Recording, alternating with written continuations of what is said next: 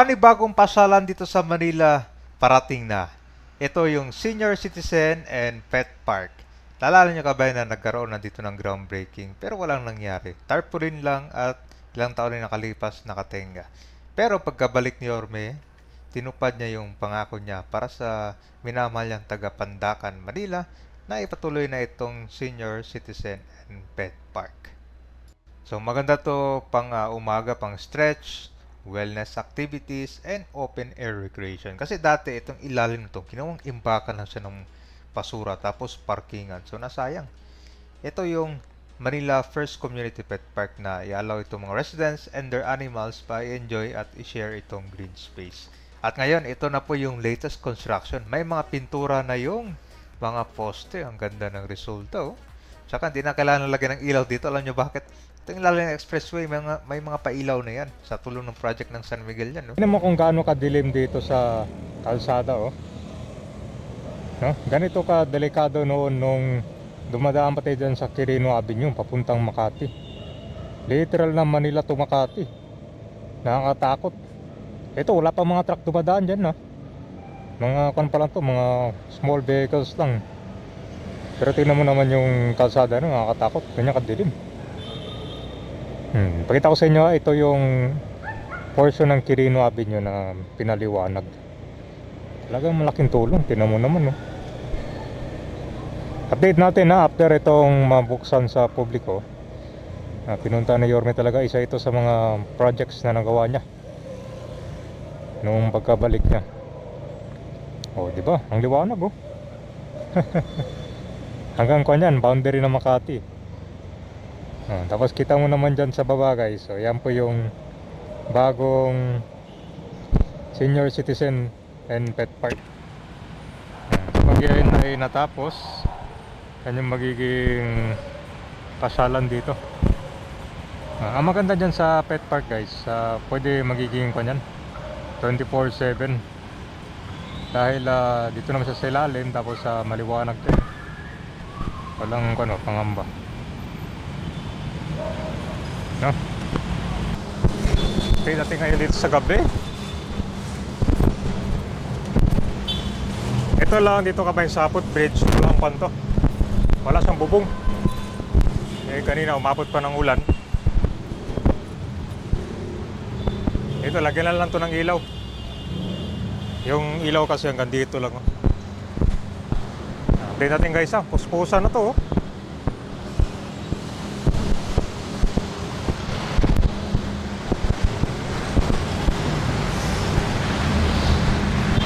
Malaking tool.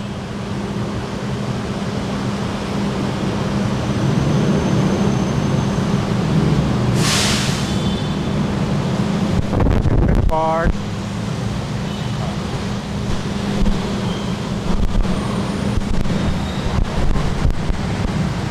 Hindi kailangan ng ilaw dito, eh. May natural light na dyan, no? Ayan, guys, oh, meron ng pintura, oh.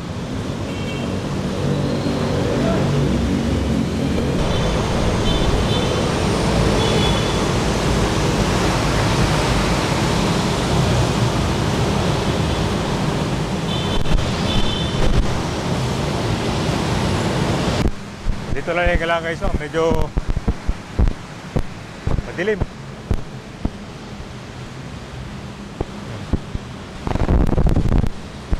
Hopefully makakuha din sana masama tong footbridge na i-develop, no? Ayan, ganda na, no? Pinturado na, oh. Oh, di ba? Yan yung finished product, oh.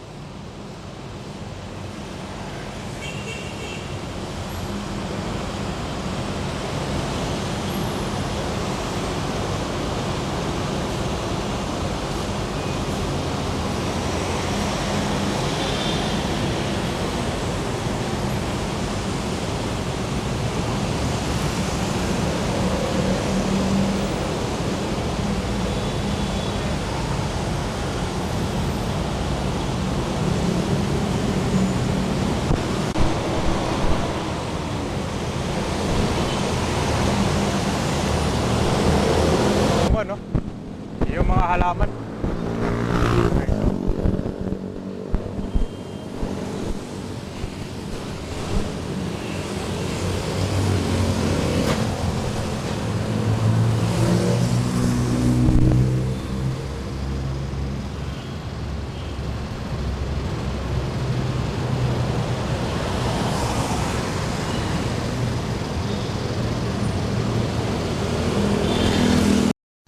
papuntang plaza tong dinedevelop nila ngayon. So, I think itong mga railings dyan, magiging permanent na yan, no?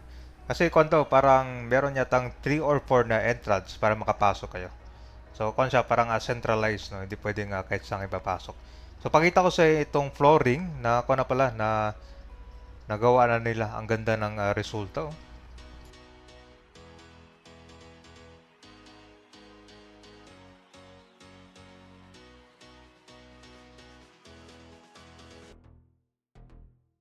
So, ito na yung bagong flooring niya. Dati kasi ko lang to puro mga alikabok tsaka mga bato-bato lang. Ganda, oh.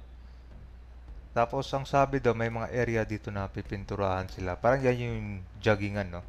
Tapos, lalagyan siguro ng rubberized para mas magiging malambot siya. Yan, oh. Buo na yung mga halaman dito na na-install na nila. And then, ito, mga poste, pipinturahan to. Yung parang may mga mural painting ng mga pets para, yan, parang mag-resemble naman dito. Tapos, itong mga harang pala dyan, permanent to. Yan, kasi hindi pwedeng basta-basta kilalabas to guys kasi ang dami mga sasakyan dumadaan yan ngayon. Delikado. Ang ganda oh. Dati nadadaanan ko lang to. Nagsusunog ng mga tanso dyan. Nasayang lang yung ilalim. Yung isang propose nga ito, gawing parkingan pero malabo naman kasi nasa gitna eh. Doon sa ilalim ng NLEX SLEX connector, pwede na propose ni Yorme na lagyan ng parkingan na para yung mga residente naman kasi yung problem dito sa along sa ilalim ng expressway sa NLEX, ang daming mga sasakyan dyan, wala silang parkingan. Ang ganda oh.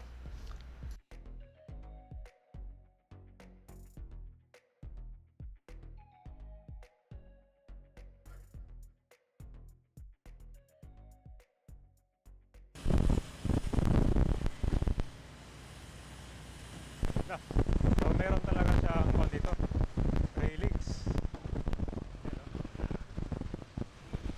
Kung to guys, so papasok ka lang. Meron lang to entrance siguro, yung wala kung ilan yung entrance ito. Para malamang marami din yan. Okay, ganda. Huwag na natin na spoil kami, basta yung sa gitna niyan, meron talagang kanyan, landscape.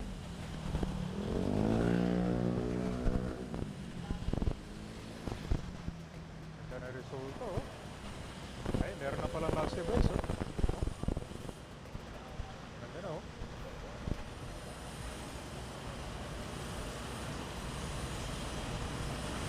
Ayos. So number one, safety pa rin ang kailangan dito kasi tinan mo yung likod guys, oh, di ba? Ang bibilis ng mga sasakyan na dumadaan dito, galing sila sa traffic light. So lagyan pa to ng harang. Nung nakaraan napunta natin dito umusok, parang ginawang barbecuean, natanggal na. Kasi kung hindi mo maagapan tong ilalim guys, ganyan yung gagawin ng mga dito. Yung mga nagsusunog ang tanso. Tinan mo, itim mo. Hanggang sa ma-deteriorate yan. Itong debris pag naalis yan, hopefully kasama, parang hindi pa yata kasama to, siguro phase 2 no? Unahin kasi nila yung first batch eh.